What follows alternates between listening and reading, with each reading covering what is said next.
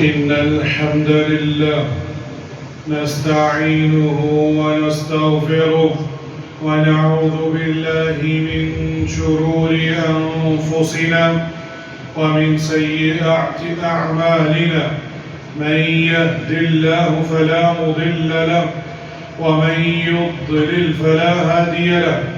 وأشهد أن لا إله إلا الله وحده لا شريك له وأشهد أن محمدًا عبده ورسوله. يا أيها الذين آمنوا اتقوا الله حق تقاته ولا تموتن إلا وأنتم مسلمون. يا أيها الناس اتقوا ربكم الذي خلقكم من نفس واحدة وخلق منها زوجها وبث منهما رجالا كثيرا ونساء. واتقوا الله الذي تساءلون به والأرحام إن الله كان عليكم رقيبا. يا أيها الذين آمنوا اتقوا الله وقولوا قولا سديدا يصلح لكم أعمالكم ويغفر لكم ذنوبكم ومن يطع الله ورسوله فقد فاز فوزا عظيما.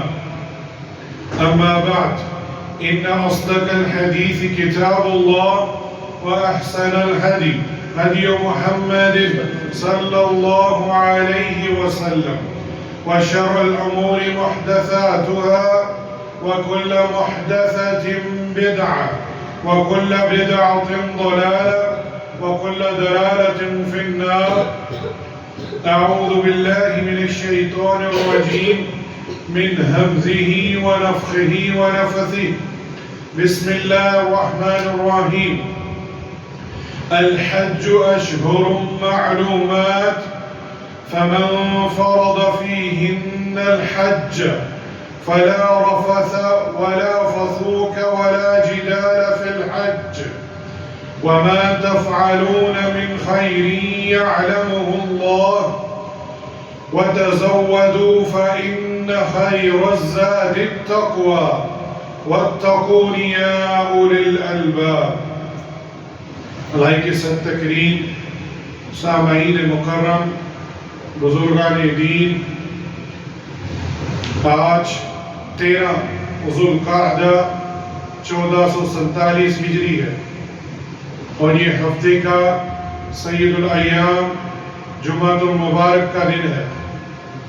اور یہ جو مہینے گزر رہے ہیں یہ حج کے مہینے ہیں، جس میں شوال، ذو القعدہ اور ذو الحج، یعنی اس مہینوں میں حج کا احرام باندھ کر مکہ المکرمہ وہاں سفر کیا جا سکتا ہے.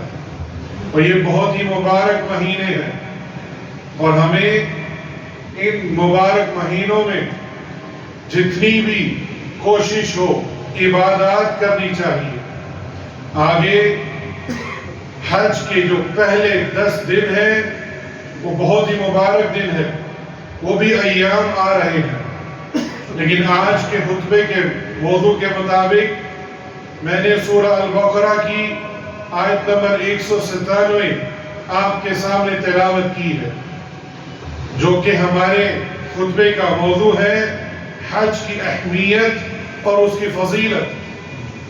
اس آیت مبارکہ میں اللہ سبحانہ و تعالیٰ فرما رہے ہیں حج کے مہینے مقرر ہیں، اس لیے جو شخص ان میں حج لازم کر لے وہ اپنی بیوی سے میل ملاپ کرنے، گناہ کرنے اور لڑائی جھگڑے کرنے سے بچتا رہے. 3 چیزوں کا ذکر ہوا ہے: فلا رفث فلا فسوق ولا جدال فی الحج، کہ جب آپ حج میں ہو احرام باندھ لے، میاں بیوی کے جو ازدواجی تعلقات ہیں اس سے رکنا ہے. اور دوسرا، کوئی گناہ نہیں کرنا. اور تیسرا، جو کہ بڑا ہی مشکل ہے، جو لوگ حج کر چکے ہیں وہ جانتے ہیں اس سے بچنا کتنا مشکل ہے، کوئی لڑائی جھگڑا نہ کرے. اور پھر اللہ سبحانہ و تعالیٰ نے فرمایا تم جو نیکی کرو گے اس سے اللہ تعالیٰ باخبر ہے. اللہ اکبر.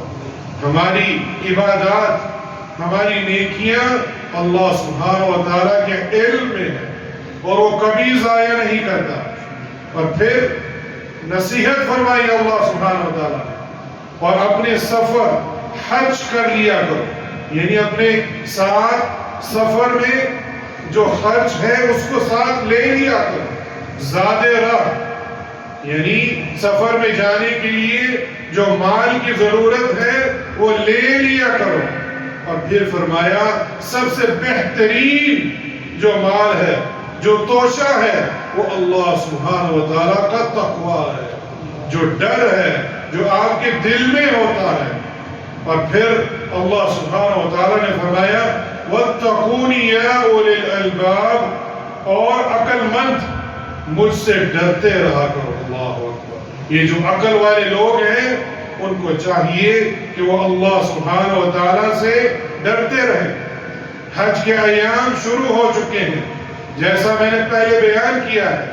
دنیا کے کونے کونے سے ہزاروں عازمین حج کے موقع پر لبیک اللہم لبیک پڑھتے ہوئے مکہ المکرمہ پہنچ رہے ہیں. کچھ راستے میں ہیں، کچھ جانے والے ہیں اور کچھ پہنچ چکے ہیں. اور بہت جلد لاکھوں کی تعداد میں حجاج کرام. یہ اسلام کا 5واں رکن. ہمیں علم ہے اسلام کے 5 رکن ہیں.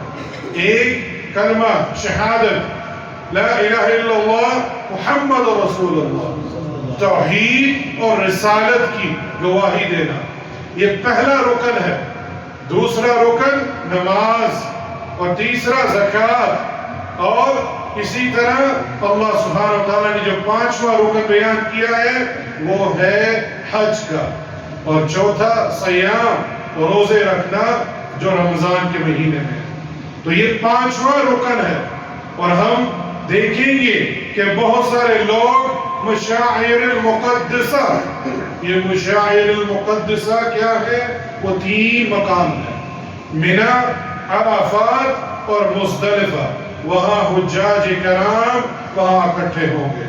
وہاں نبی کریم صلی اللہ علیہ وسلم کے بتائے ہوئے طریقے کے مطابق، جیسا کہ اللہ کے رسول صلی اللہ علیہ وسلم نے فرمایا ہے خُذُوا مَنَاسِكَكُمْ، مجھ سے حج کا جو طریقہ ہے وہ سیکھ لو.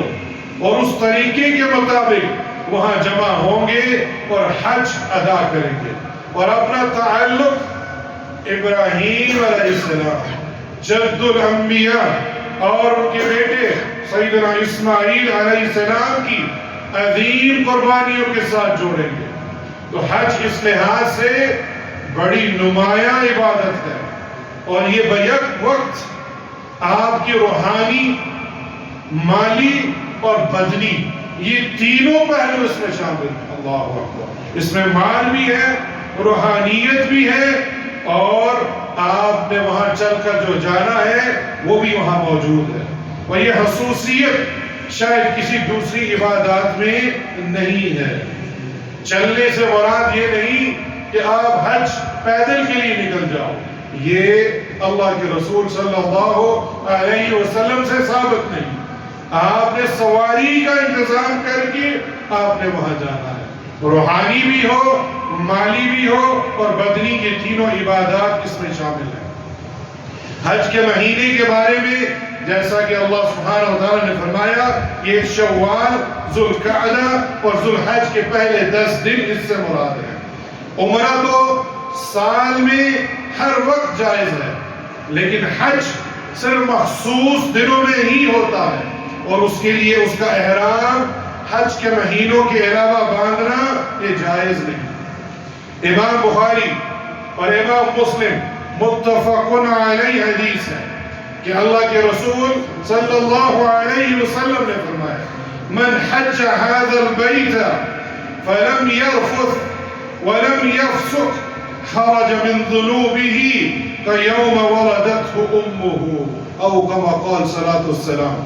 یہ بڑی ہی عظیم یہ حدیث ہے جس پہ اللہ کے رسول صلی اللہ علیہ وسلم نے فرمایا جس نے حج کیا 7 شرائط بھی بیان کی. فَلَمْ يَرْفُثْ شہوانی باتوں سے اور وَلَمْ يَفْسُقْ اور فسق و فجور سے بچتا رہا. وہ ایسا ہے جیسے اس کے کوئی گناہوں کیے ہی نہیں.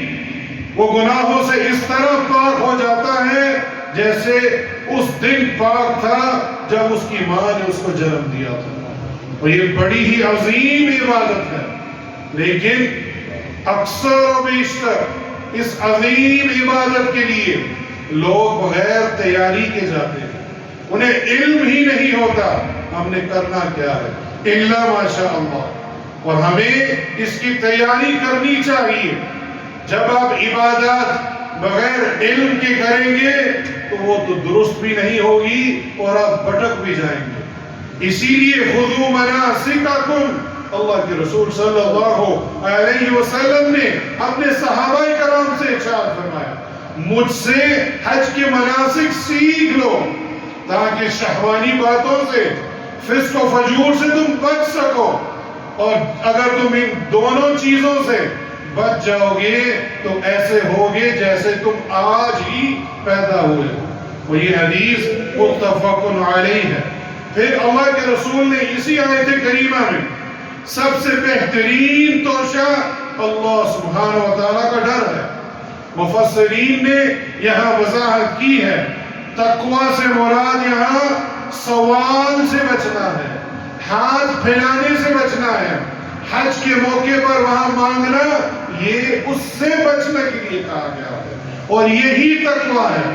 بعض لوگ بغیر زیادہ راہ کے لیے حج کے لیے گھر سے نکل پڑتے ہیں اور کہتے ہیں ہمارا اللہ سبحانہ و تعالیٰ پر توکل ہے. اللہ نے اس توکل کی، اس مفہوم کی غلطی بتائی ہے کہ یہ غلط مفہوم ہے. توکل کیا ہے؟ اللہ پر توکل کرنا اور اس کے ساتھ ساتھ جو جائز اسباب ہیں اس کو اختیار کرنا، یہ اصل توکل ہے. اور اگر کوئی شخص بغیر زیادہ راہ مان لیے وہاں چلا جائے تو وہ مانگتا ہی پھرے گا. اور اس کی دلیل بھی موجود ہے. عبداللہ ابن عباس رضی اللہ عنہما اس حدیث کے راوی ہیں. وہ بیان کرتے ہیں کہ یمن کے لوگ راستے کا خرچ ساتھ لیے بغیر حج کے لیے آ جاتے تھے. اللہ اکبر. یہ اس وقت بھی ہوتا تھا کہ یمن کے لوگ بغیر زیادہ راہ مان لیے بغیر حج پر آ جاتے تھے اور کہتے تھے کہ ہم تو توکل کرتے ہیں. یہ ان کا کہنا تھا. لیکن جب مکہ المکرمہ آتے تو لوگوں سے مانگنے لگ پڑتے. اللہ اکبر. آج بھی آپ مشاہدہ کر کے دیکھ لیجئے، ہمارے ملک کے بھی دوست بھائی وہ بھی ایسا کرتے ہیں اور یمن کے آج بھی وہاں ملتے ہیں. میں یمن سے آیا ہوں، میرے پاس کچھ نہیں ہے، مجھے دے دیجئے. اور پھر اس پر اللہ سبحانہ و تعالیٰ نے اس وقت اس حرکت پر یہ آیت نازل کی وَتَزَوَّدُوا فَإِنَّ خَيْرَ الزَّادِ التَّقْوَىٰ. اللہ اکبر. اور توشہ لے لیا کرو، سب سے بہترین توشہ تقویٰ ہے. یعنی اپنے ساتھ زیادہ راہ کو لے کے جانا یہ تقویٰ ہے. آپ ہاتھ نہیں پھیلاؤ گے. اور یہ تفسیر امام بخاری نے اس آیت کی پیش کی ہے. اللہ سبحانہ و تعالی ہمیں زیادہ راہ لے کر اور اللہ کا صحیح معنوں میں تقوی، اللہ کا ڈر، توحید اور سنت رسول کے مطابق حج کرنے کی توفیق عطا فرمائے. جو جا رہے ہیں ابھی بھی وقت ہے، حج کے مناسک کو سیکھ لیجئے. فرضیت حج کی جو شرائط ہے وہ میں یہاں بیان کر دیتا ہوں. وہ 4 ہیں. کن لوگوں پر حج فرض ہوگا؟ وہ 4 ہیں. عورتوں کی 5ویں شرط بھی ہے. پہلی شرط اسلام. حج صرف مسلمان پر فرض ہے، کافر پر فرض نہیں ہے. اگر کوئی غیر مسلم حج کر بھی لے وہ اس کا قبول نہیں ہوگا. اسے اسلام میں داخل ہو کر یہ فرض ادا کرنا ہوگا. تو یہ پہلی شرط ہے. دوسری شرط عاقل، عقل والا شخص ہو. مجنون شخص نہ ہو، کیونکہ مجنون شخص کے بارے میں اللہ کے رسول صلی اللہ علیہ وسلم نے فرمایا مرفوع القلم، اللہ سبحانہ وتعالیٰ نے مجنون شخص سے قلم کو اٹھا لیا ہے، اس کی نیکیاں لکھی نہیں جاتی۔ تو مجنون نہ ہو، عاقل ہو، اسلام اور عاقل۔ اور تیسری شرط بلوغت، وہ بالغ ہو چکا ہو، کیونکہ فرضیت حج کے لیے بلوغت شرط ہے، کیونکہ نابالغ بچہ مکلف نہیں ہوتا، وہ بھی رفع القلم ہے، مرفوع القلم ہے، بچے کے اوپر بھی قلم کو اٹھا لیا جاتا ہے۔ تین چیزیں ہیں، تین حالتیں ایسی کہہ لیجئے جو مرفوع القلم ہے۔ ایک وہ شخص جو مجنون، اس سے مرفوع القلم اٹھا لیا گیا ہے، اس کے نامہ اعمال میں نہیں لکھا جاتا، اور ایک نابالغ بچہ، اس کا بھی قلم کو اٹھا لیا جاتا ہے۔ اور تیسرا شخص جب ہم سوتے ہیں اللہ سبحانہ وتعالیٰ مرفوع القلم، ہمارے اوپر سے وہ قلم اٹھا لیا جاتا ہے جب تک وہ نیند سے بیدار نہ ہو جائے۔ اور یہاں بلوغت بھی یہی چیز ہے، وہ بچہ نابالغ ہے، اس کے اعمال لکھے نہیں جاتے۔ البتہ نابالغ بچہ حج کر سکتا ہے، جیسا کہ سیدنا عبداللہ ابن عباس رضی اللہ عنہما بیان کرتے ہیں کہ ایک عورت نے اپنا بچہ بلند کیا، وہ حج پر تھی اور اپنے بچے کو لے کر آئی اور کہا اے اللہ کے رسول کیا یہ حج کر سکتا ہے؟ تو آپ صلی اللہ علیہ وسلم نے فرمایا نعم وَلَكِ أَجْرٌ، یہ کر سکتا ہے لیکن اس کا اجر تیرے ہاتھے میں لکھا جائے گا۔ اللہ اکبر۔ وہ یہ حدیث امام مسلم لے کر آئے ہیں۔ بچہ ساتھ کیا ہے، وہ حج اس کا اللہ کے رسول نے نعام کر کے، ہاں کر کے کہا ہے، لیکن اجر کسے ملے گا؟ اس کی ماں کو۔ لیکن یہ اس کا جو حج ہے بچے کا، وہ فرضیت میں کفایت نہیں کرے گا۔ اسے بالغ ہو کر حج کی جو فرضیت ہے استطاعت کے مطابق، اگر وہ مستطیع ہو تو اس کو دوبارہ حج کرنا ہوگا۔ اور چوتھی شرط ہم سب جانتے ہیں استطاعت، کہ اس شخص میں استطاعت ہو، حج کرنے والا حج کرنے کی قدرت رکھتا ہو، مالی طور پر بھی حج کے اخراجات اٹھا سکتا ہو، اور جسمانی طور پر بھی سفر حج کے قابل ہو، جیسا کہ اللہ کے رسول صلی اللہ علیہ وسلم نے اس آیت کو پڑھ کر سنایا وَلِلَّهِ عَلَى النَّاسِ حِجُّ الْبَيْتِ مَنِ اسْتَطَاعَ إِلَيْهِ سَبِيلًا، سورہ آل عمران کی یہ آیت نمبر 97۔ اور لوگوں پر اللہ کے لیے بیت اللہ کا حج فرض ہے، اس طرح اس طرف یا اس راستے کی طرف جو اسے استطاعت رکھتا ہو۔ تو یہ آیت کریمہ استطاعت ہمیں بتا رہی ہے، یعنی وہ مالی طور پر بھی استطاعت رکھتا ہو، جسمانی طور پر بھی استطاعت رکھتا ہو، زیادہ راہ ہو کہ وہ حج کر کے آ جائے، اور اس کے پیچھے گھر والوں کے لیے ان کے پاس بھی زیادہ راہ ہو، تو یہ اس کے لیے حج فرض ہے۔ اگر وہ نہیں جاتا تو یہ گنہگار ہوگا، جب تک وہ ایک حج نہ کر لے۔ ایک حج کرنا زندگی میں یہ فرض ہے، اس کے بعد تکرار کے ساتھ حج کرنا یہ اللہ سبحانہ وتعالیٰ کے یہاں بہترین عمل ہے۔ اس کی فضیلت آگے بیان کروں گا، لیکن فرضیت صرف ایک حج کی ہے۔ اور لوگوں پر اللہ کے لیے جو بیت اللہ کا حج فرض ہے، اس کی طرف راستے کی استطاعت رکھے۔ جب رسول اللہ صلی اللہ علیہ وسلم نے استطاعت کے بارے میں پوچھا گیا تو آپ صلی اللہ علیہ وسلم نے وہی دو چیزیں بیان کی، الزاد والراحلۃ، اس کے پاس زاد سفر ہو اور سواری کا انتظام ہو۔ اللہ اکبر۔ ہم اکثر اور بیشتر یہ دیکھتے ہیں کہ بر صغیر سے لوگ پیدل چل پڑتے ہیں، اور بہت سارے لوگ ان کی واہ واہ بھی کرتے ہیں۔ یہ خلاف سنت عمل ہے، اللہ کے رسول صلی اللہ علیہ وسلم نے منع کیا ہے۔ ایسے لوگوں کی کبھی بھی ان کے بارے میں تعریف نہیں کرنی چاہیے، ان کو روکنا چاہیے، کہ تو پیدل چل پڑا ہے، یہ اللہ کے رسول نے تو منع فرمایا ہے۔ زاد راہ لینا اور سواری پر جانا، یہ آپ صلی اللہ علیہ وسلم نے ہمیں طریقہ سکھایا ہے۔ اور یہ سنن ابن ماجہ کے اندر صحیح الترغیب شیخ ناصر الدین الالبانی رحمہ اللہ نے اس کی سند کو صحیح قرار دیا ہے۔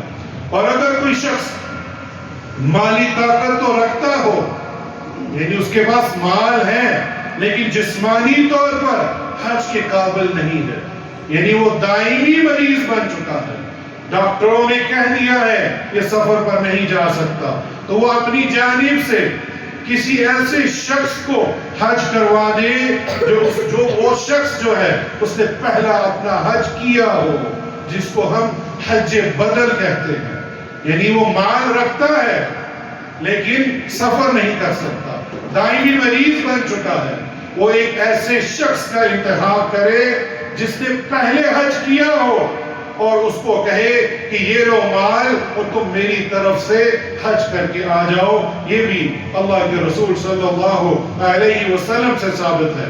سیدنا عبداللہ ابن عباس رضی اللہ عنہما اس حدیث کے راوی ہیں اور یہ متفق علیہ حدیث ہے۔ امام بخاری اور امام مسلم لے کر آئے ہیں کہ جوہینہ قبیلے سے ایک عورت نبی کریم صلی اللہ علیہ وسلم کے پاس آئی اور کہنے لگی کہ میری والدہ نے حج کرنے کی نظر مانی تھی مگر وہ حج کی ادائیگی سے قبل ہی فوت ہو چکی ہے، تو کیا میں اس کی طرف سے حج کر سکتی ہوں؟ تو اللہ کے رسول صلی اللہ علیہ وسلم نے فرمایا ہاں تو اس کی طرف سے یہ حج کر سکتی ہے۔ تو یہ دلیل ہے کہ حج بدل کیا جا سکتا ہے، لیکن شرط یہ ہے کہ وہ شخص نے پہلے اپنا حج کیا ہو، ایک فرض جو ہے، اس کے بعد وہ کسی کے لیے وہ حج کر سکتا ہے۔ یاد رہے عورت کے لیے ان شرائط کے علاوہ ایک اور شرط ہے کہ سفر حج کے لیے اسے محرم کا ساتھ میسر ہو، اور یہ بھی اللہ کے رسول صلی اللہ علیہ وسلم نے فرمایا ہے، اور یہ بھی متفق علیہ حدیث ہے۔ حدیثوں میں سب سے اعلیٰ درجے کی حدیث وہ حدیث ہے جس پر امام بخاری اور امام مسلم متفق ہوں۔ اللہ کے رسول صلی اللہ علیہ وسلم نے فرمایا لا تسافر المرأة الا مع ذی محرم، او کما قال صلی اللہ علیہ وسلم، کہ عورت سفر نہ کرے مگر محرم کے ساتھ۔ اللہ اکبر۔ اور آج ہم دیکھتے ہیں کہ ایک عورتوں کا گروہ بنا کر حج پر بھیجا جاتا ہے۔ بہت سارے علماء کرام فتویٰ دیتے ہیں یہ جائز ہے، لیکن یہ حدیث کی روشنی میں اور شریعت کی روشنی میں وہ بغیر محرم کے ان عورتوں کا جانا یہ درست نہیں ہے، بلکہ شیخ بن باز رحمہ اللہ اور شیخ محمد بن صالح العثیمین رحمہ اللہ وہ فرماتے تھے کہ اگر عورت بلینئر ہو، ملینز پیسے ہو اس کے پاس اور محرم نہیں ہے تو اس کے اوپر حج فرض نہیں ہے۔ محرم سے مراد اس کا باپ، اس کا بھائی، اس کا خاوند، اس کا بیٹا جو بالغ ہو۔ اور یہاں ہم بر صغیر میں اس خلاف شریعت پر عمل کرتے ہوئے کثیر تعداد میں عورتوں کو دیکھتے ہیں۔ اور یہ بھی بتاتا چلو علماء کرام کہتے ہیں اس عورت کا حج شاید ہو جائے لیکن وہ مقبول حج نہیں ہوگا۔ کیوں؟ حج کرنا اور قبول ہونا یہ دو الگ چیزیں ہیں۔ ایک شخص حج پر تو گیا لیکن وہ فسق و فجور سے نہ بچا، عورت بغیر محرم کی چلی گئی، دنیا میں اس کا حج تو ہو جائے گا لیکن وہ حج جو ہے وہ قبول نہیں ہوگا۔ اسی لیے عورتوں کو چاہیے کہ وہ اپنے محرم کے ساتھ ہی حج پر جائیں۔ یاد رہے کہ جو کوئی شخص ان شرائط کے مطابق حج کی قدرت رکھتا ہو تو اسے پہلی فرصت میں حج کر لینا چاہیے، تاخیر نہیں کرنی چاہیے۔ اور یہ نصیحت بھی اللہ کے رسول صلی اللہ علیہ وسلم نے فرمائی ہے۔ سنن ابن ماجہ کے اندر اور مسند احمد کے اندر حسن درجے کی یہ روایت ہے، من اراد الحج فلتعجل، اللہ اکبر، اگر کوئی شخص حج کا ارادہ کرے تو وہ جلدی کرے، اسے انجام دے، فَإِنَّهُ قَدْ يَمْرَضُ الْمَرِيض، ہو سکتا ہے کہ تو بیمار ہو جائے، تیری بیماری سے پہلے استطاعت ہے تو حج کر لے، یا کبھی کوئی چیز گم ہو سکتی ہے، تیرا مال گم ہو سکتا ہے، تیری سواری گم ہو سکتی ہے، تو لہٰذا تو پہلی فرصت میں اس حج کو انجام دے دے، اللہ اکبر۔ اور آج ہم الا ماشاءاللہ کثرت ہے لوگوں کے اندر مال کی، استطاعت کی، لیکن وہ حج کے لیے نہیں جاتے۔ میں نصیحت کروں گا اپنے آپ کو بھی اور آپ سب کو بھی، اگر استطاعت ہے، زیادہ راہ ہے، مال ہے، طاقت ہے، پہلی فرصت میں حج کے لیے چلے جائیے۔ حج کے فضائل، رسول اللہ صلی اللہ علیہ وسلم نے حج کے بہت سارے فضائل بیان کیے ہیں، میں کوشش کرتا ہوں مختصر اس وقت میں جتنے ہو سکے بیان کر سکوں۔ اللہ کے رسول صلی اللہ علیہ وسلم نے فرمایا، اور سیدنا ابو ہریرہ رضی اللہ عنہ اس حدیث کے راوی ہیں، کہ سب سے افضل عمل کون سا ہے؟ سبحان اللہ، صحابہ کرام اپنی اصلاح کے لیے اللہ کے رسول صلی اللہ علیہ وسلم سے سوال کر رہے ہیں کہ سب سے افضل عمل کون سا ہے؟ تو اللہ کے رسول صلی اللہ علیہ وسلم نے فرمایا، ایمان باللہ و رسولہ، اللہ پر ایمان لانا، اور آپ صلی اللہ علیہ وسلم کی رسالت پر ایمان لانا، یعنی توحید اور آپ صلی اللہ علیہ وسلم کی جو رسالت ہے، سنت ہے، اس پر ایمان لانا۔ اور ایمان لانا خالی زبان سے نہیں، آپ دل سے بھی اور عمل کر کے بھی، یہ اصل ایمان ہے۔ پھر پوچھا قیل ثم ماذا، اس کے بعد اور کون سا عمل ہے؟ ایمان باللہ اور رسول، آپ پر رسالت پر ایمان لانے کے بعد پھر دوسرا عمل کون سا ہے؟ تو آپ اللہ کے رسول صلی اللہ علیہ وسلم نے فرمایا، جہاد فی سبیل اللہ، اللہ کی راہ میں جہاد کرنا۔ پھر پوچھا قیل ثم ماذا، اس کے بعد کون سا عمل ہے؟ تو اللہ کے رسول صلی اللہ علیہ وسلم نے فرمایا، حج مبرور، اللہ اکبر۔ اور یہ بھی متفق علیہ حدیث ہے۔ حج مبرور وہ ہے جس میں نہ فسق و فجور ہو، نہ ہی جھگڑا ہو، نہ ہی کوئی ایسے گناہ کے کام ہو، پھر وہ آپ کا حج مبرور ہوگا۔ حج سب سے افضل جہاد ہے۔ سیدنا عائشہ رضی اللہ عنہ روایت کرتی ہیں کہ اللہ کے رسول صلی اللہ علیہ وسلم سے انہوں نے یہ پوچھا کہ ہم یہ سمجھتی ہیں کہ جہاد کرنا سب سے افضل عمل ہے، تو کیا ہم جہاد نہ کریں؟ کیونکہ جہاد تو مردوں پر فرض ہے، تو عورتوں کے بارے میں کیا ہے؟ تو اللہ کے رسول صلی اللہ علیہ وسلم نے فرمایا، لا لیکن افضل الجہاد حج المبرور، او کما قال صلی اللہ علیہ وسلم۔ امام بخاری یہ حدیث لے کر آئے ہیں، نہیں عائشہ، لیکن آپ خواتین کے لیے افضل جہاد حج مبرور ہے، اللہ اکبر۔ وہاں جانا، اپنی عفت کو بچانا، نہ غیر محرم سے بچانا اور گناہوں سے بچ کر حج کرنا، یہ عورتوں کا جہاد ہے۔ حج حجاج کرام اللہ سبحانہ و تعالیٰ کے مہمان ہیں، اللہ اکبر۔ یہ حدیث بڑی ہی عظیم ہے۔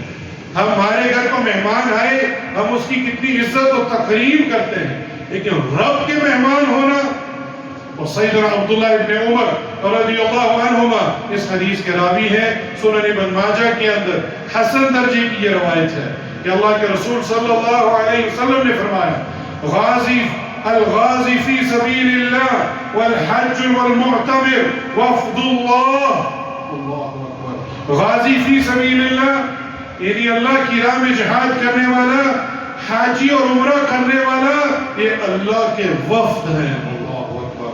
اللہم اجعلنا منہم، اللہ ہمیں ان میں شامل کرے۔ دعاہم فاجابوہ، یہ اللہ سے دعا کرے تو قبول ہوتی ہے، اللہ اکبر۔ یہ کتنا ہی عظیم کام ہے، اللہ اپنے مہمانوں کو بلا رہا ہے، اور وہ جو دعا کریں گے وہ قبول ہوگی، اور اس سے جو بھی مانگیں گے انہیں عطا کر دیا جائے گا۔ یہ بہت ہی عظیم عمل ہے۔ حج کے لیے فوراً نکلیے، ایک اور فضیلت بیان کرتا ہوں، حج کرنے سے فقیری ختم ہو جاتی ہے۔ اللہ اکبر، ہم مال خرچ کر رہے ہیں، اپنا جسمانی طور پر بھی جا رہے ہیں، لیکن اللہ سبحانہ و تعالیٰ کے رسول صلی اللہ علیہ وسلم نے فرمایا، سیدنا جابر بن عبداللہ رضی اللہ عنہ سے روایت ہے کہ اللہ کے رسول صلی اللہ علیہ وسلم نے فرمایا کہ در میں حج اور عمرہ کرنا، یعنی مسلسل حج اور عمرہ کرنا، یہ کیا ہے؟ یہ آپ کی فقیری اور گناہوں کو دو ڈالتا ہے۔ اللہ اکبر۔ اور یہ حدیث سلسلۃ الاحادیث صحیحہ کی ہے۔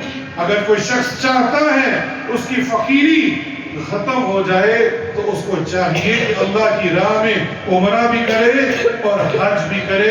اقول ما تسمعون واستغفر الله لي ولكم من كل ذنب فاستغفروه انه هو الغفور الرحيم۔ الحمد للہ والصلاة والسلام علی رسول اللہ، اما بعد۔ وقت کی کمی کے باعث بہت سارے فضائل بیان نہیں کر سکا۔ ایک اور فضیلت حج مبرور کی وہ بیان کر دیتا ہوں، وہ یہ ہے کہ سیدنا ابو ہریرہ رضی اللہ عنہ اس کے راوی ہیں، اور اللہ کے رسول صلی اللہ علیہ وسلم نے فرمایا، والحج المبرور ليس له جزاء إلا الجنة او كما قال صلی اللہ علیہ وسلم۔ ہم سب جنت کے طالب ہیں اور جہنم سے بچنا چاہتے ہیں۔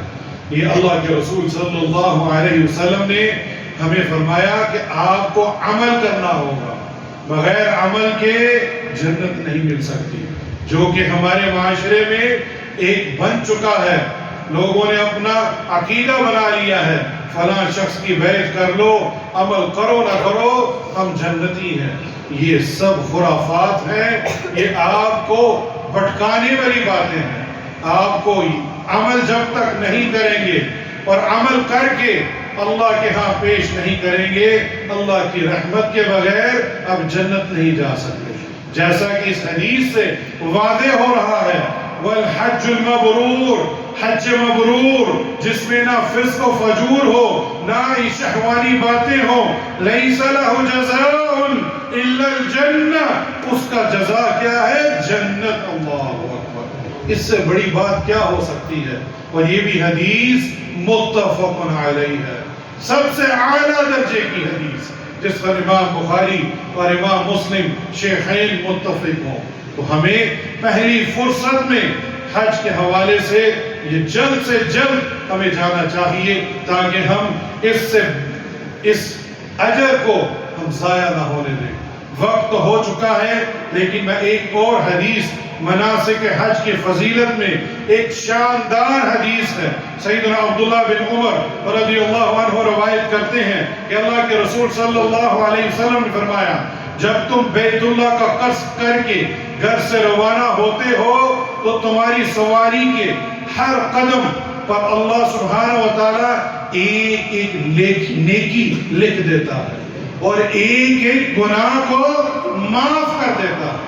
یہ ابھی حاجی گھر سے نکلا ہے اور اس کے ہاں ایک قدم پر نیکی اور ایک قدم پر گناہ مٹنا شروع ہو گیا۔ اور جب تم وقوف عرفہ کر رہے ہوتے ہو تو اللہ عز و جل آسمان دنیا پر آ کر فرشتوں کے سامنے حجاج کرام پر فخر کرتے ہوئے فرماتے ہیں کہ دیکھو یہ میرے بندے آئے ہیں جو دور دراز سے برگزیدہ حالت میں غرد و غبار لیے ہوئے میرے پاس آئے ہیں، یہ میری رحمت کے امیدوار ہیں اور میرے عذاب سے ڈرتے ہیں، حالانکہ انہوں نے مجھے دیکھا نہیں ہے۔ اللہ اکبر، ایمان بالغیب ہے، ہم نے اللہ کو دیکھا نہیں، لیکن حجاج کرام وہاں جاتے ہیں غرد و غبار میں، دو لباس میں لپٹے ہوئے، اور وہاں اللہ کے ہاں اللہ کی رحمت کے امیدوار ہیں۔ اور پھر اگر یہ مجھے دیکھ لیتے تو پھر ان کی کیا حالت ہوتی؟